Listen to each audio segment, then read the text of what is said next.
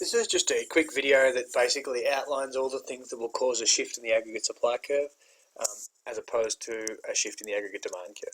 So aggregate supply side factors, the aggregate supply curve in the economy represents the total real value of production that can be reduced at any given price, or that can be produced in relation to various price levels.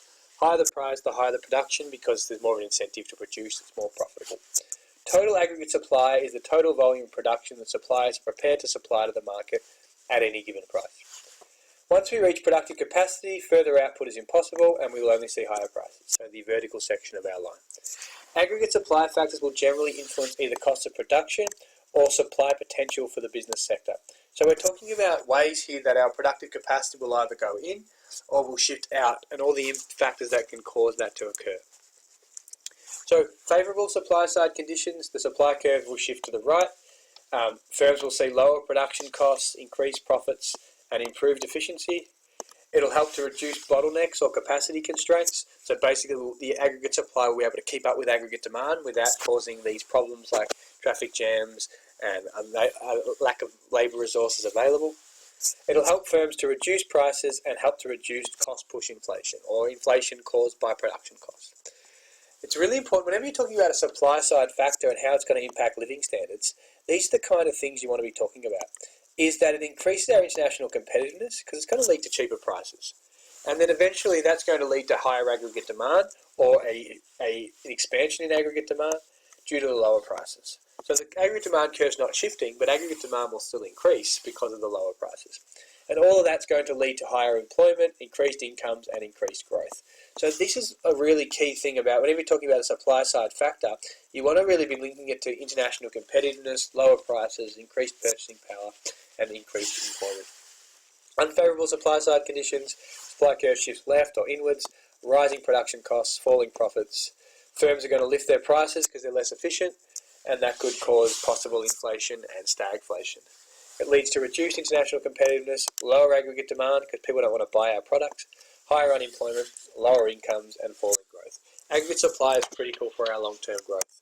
Okay, so here are some factors. Whenever you're talking about supply or our productive capacity, you can sort of separate into three different factors. It's all about the quantity and quality of our available resources. So we're talking about that, we're looking at the quantity of natural resources. So can we find new minerals, new land to produce things? Labour resources, so if we immigrate we have more labour resources which can improve both quantity and quality. Birth rates, so again the baby boomers trying to get more babies so that we can produce more once they grow up. Capital resources, so any new technology investment spending is about improving the quantity and quality of resources. Supply curve will also shift to the right if we're using our resources more efficiently. So if we use our education, if we educate our labour force, if we immigrate, that can also improve the efficiency of our labour force if we immigrate skilled workers. So improving the quality of our human capital and improving productivity. Natural resources, so if we have better pastures, better farming practices, better use of irrigation, better fertilisers can allow us to improve our harvests, improve our output with our available land. And capital resources is all about improving our technology. Better technology will improve our productivity. And then finally, things that will also shift the supply curve to the right is anything that will affect production costs or profitability. So in these things we're talking about like lowering the minimum wage, improving productivity, lowering real unit labour costs, which we'll talk about next video. Rising costs and lower efficiency reduce profits, so if there's higher bankruptcy there'll be less supply or lower investment spending. Here's just a little bit of a table that shows some of the things that's going to happen with each factor.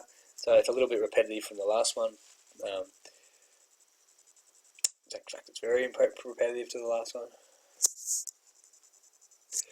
Just with the last section on production costs and profitability, it can occur through what we call microeconomic reforms or structural changes, where firms update and change the way they do things to become more productive. So that might include like performance-based contracts, so people will become more productive.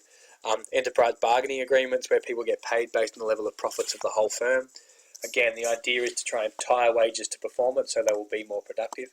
So another type of microeconomic reform is lowering tariffs so that there's more competition and therefore we have to be more efficient in the way we do things or we'll get undercut by import prices. So supply side conditions, to sum up, It's all about improving efficiency and productivity.